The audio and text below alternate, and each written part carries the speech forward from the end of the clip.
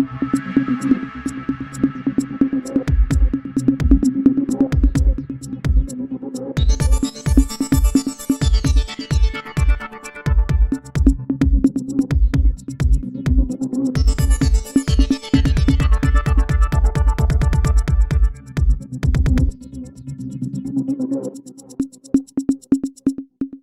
morning.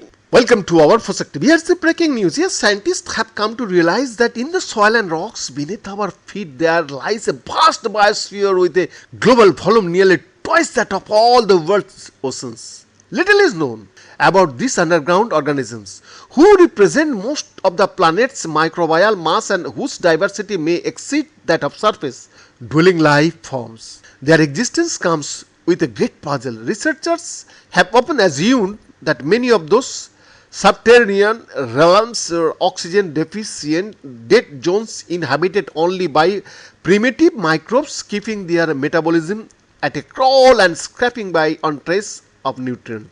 As those resources get depleted, it was thought the underground environment must become lifeless with greater depth.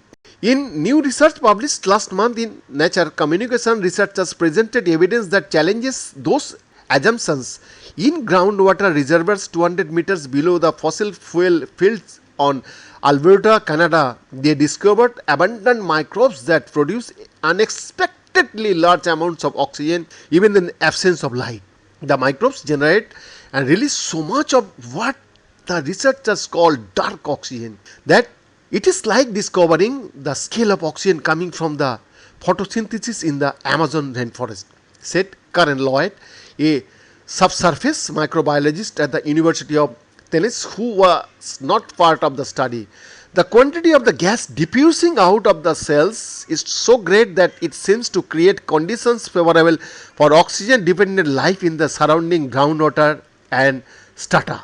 It is a landmark study, said Barbara Cerrutt-Lollard, a geochemist at the University of Toronto who was not involved in the work. Past research has often looked at mechanisms that could produce hydrogen and some other vital molecules for underground life. But the generation of oxygen containing molecules has been largely overlooked because oxygen seems so wedded to photosynthesis and the presence of light.